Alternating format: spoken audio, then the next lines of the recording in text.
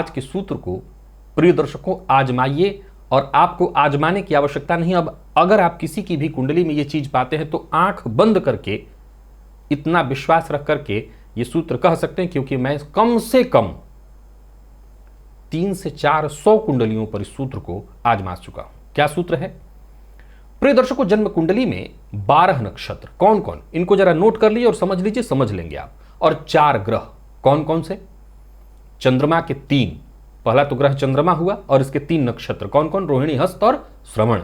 राहु के एक ग्रह हुआ, दूसरा ग्रह, इनके 3 नक्षत्र आर्द्रा, स्वाति और शतभिखा। केतु तीसरे ग्रह हुए, इनके 3 नक्षत्र अश्विनी, मघा और मूल। और शनि एक चौथे ग्रह हुए, इनका नक्षत्र हुआ पुष्य, अनुराधा और उत्तरा भाद्रपद।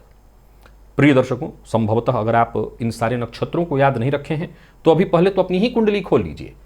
इस सूत्र को दिव्य महाप्रयोग में देखते देखते मैं कह सकता हूं कि कई हजार, मैं जब सैकड़ों कुंडलियों पर कह रहा हूं, अगर इस राशिफल का जितना व्यूज हो उसमें जितनी कुंडलियां ऐसी मिलेंगी, मैं समझता हूं कि इस राशिफल के साथ कई हजार कुंडलियों पर यह सूत्र सिद्ध हो जाएगा।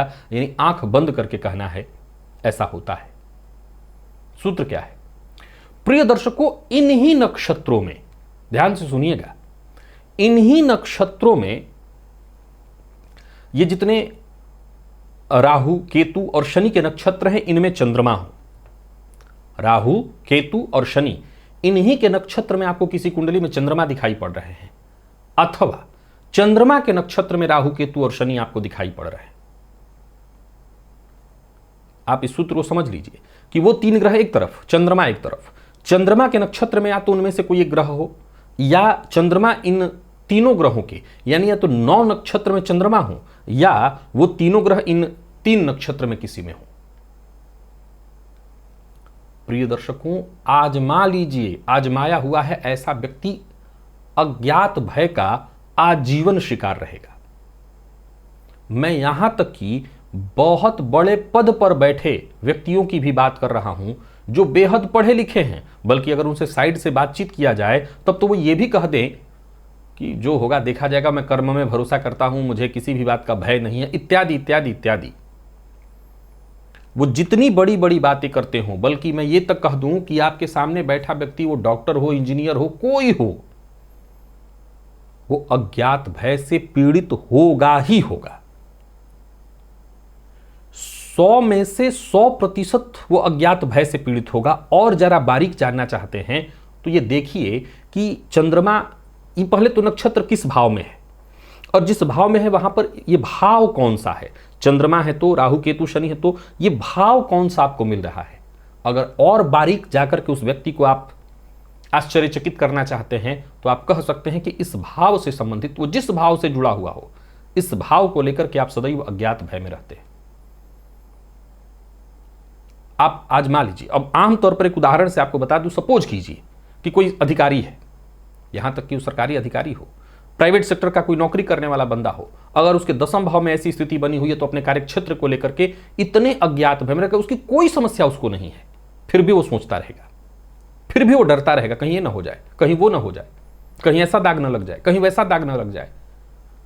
उसके लग्न से जुड़ा हुआ है, वो व्यर्थ की बातें सोचता रहेगा, व्यर्थ के अज्ञात भय जिसका कोई मतलब नहीं, कोई सिरा नहीं, बेसिर पैर की बातें, लेकिन उसको लेकर के डरेगा, कहीं ऐसा हो गया तो, कहीं वैसा हो गया तो। 5वें भाव में है, संतान को लेकर के।